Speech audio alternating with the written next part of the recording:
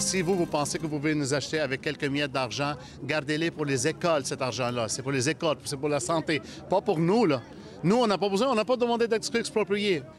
La fin de la semaine a été particulièrement difficile à Montréal avec les chauffeurs de taxi venus des quatre coins du Québec pour protester contre le projet de loi 17 du gouvernement Legault de moderniser l'industrie du taxi. Centre-ville qui a été bloqué une bonne partie de la journée. D'autres moyens de pression aussi qui sont prévus au Québec au cours de la semaine prochaine.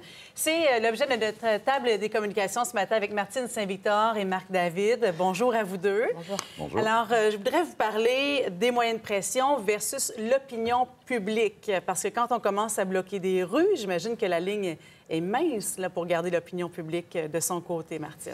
Oui, en fait, les manifestations sont faites pour déranger. Les manifestations ne sont pas faites pour plaire aux gens. Donc, c'est un moyen de pression utilisé pour mettre l'accent sur un problème. Donc, oui, ça a dérangé des gens hier au centre-ville, mais en même temps, c'est un outil.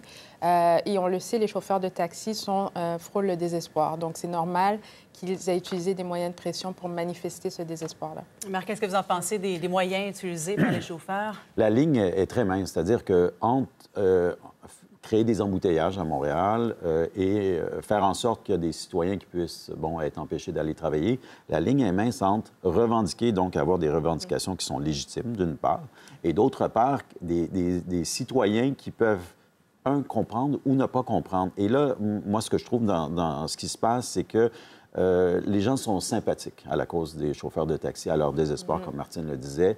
Par contre, je ne pense pas qu'on comprenne les tenants et aboutissants du débat. Avec Uber, qu'est-ce qui se passe? Il y a une restructuration complète de l'industrie en ce moment avec tout ce qui se passe avec les applications Uber et autres. Et l'industrie n'a pas été mise à jour. Et au niveau du discours, je pense qu'il manque une personne ou un porte-parole qui puisse expliquer à tout le monde qu'est-ce qui se passe vraiment dans l'industrie. Clairement, de façon plus pédagogique. Exactement. On va écouter d'ailleurs quelques réactions d'automobilistes qui ont été pris dans ces blocages, dans ces manifestations de chauffeurs de taxi hier. Prendre en otage le monde, c'est pas une bonne idée, mais si c'est ça que ça prend, ça sera ça. Je suis tout à fait d'accord avec eux autres, qu'ils paralysent le pays au complet aussi. Je suis avec eux autres, oui. Ils ont investi beaucoup d'argent, puis là, ils n'ont pas de retour pour. Alors, effectivement, on l'entend, c'est vrai que les gens sont sympathiques à la cause des chauffeurs de taxi. Est-ce que ça peut, par contre, basculer à tout moment, à votre avis, Martine?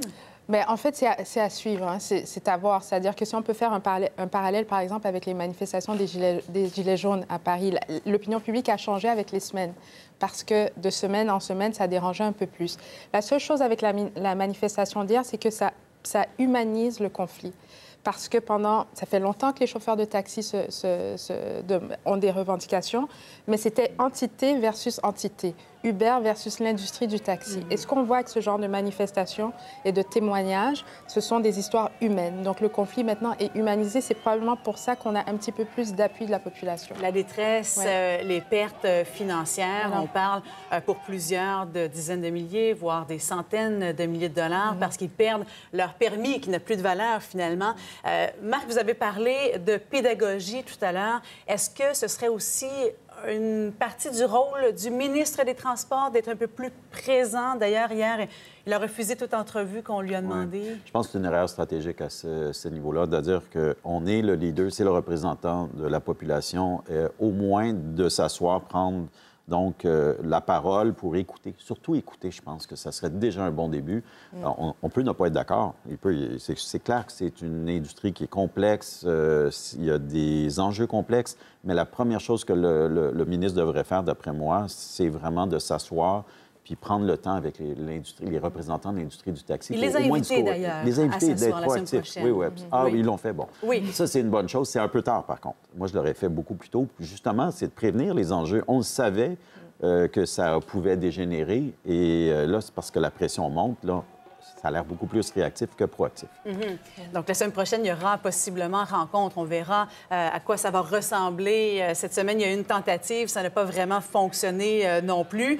Il y aura aussi des manifestations, on nous dit à Québec, peut-être dans d'autres villes aussi. Il va falloir suivre ça attentivement, là. Oui, bien sûr, parce qu'en fait, les villes du Québec vivent ce que tant d'autres villes ailleurs ont vécu aussi. Donc, c'est un problème global. À New York, ça a été vraiment difficile. À New York, à Paris, à Barcelone, par exemple, Uber est interdit, comme à Vancouver, mais il y a des gens qui demandent pour la venue d'Uber. Donc, c'est un problème qui ne sera pas réglé demain matin, c'est sûr.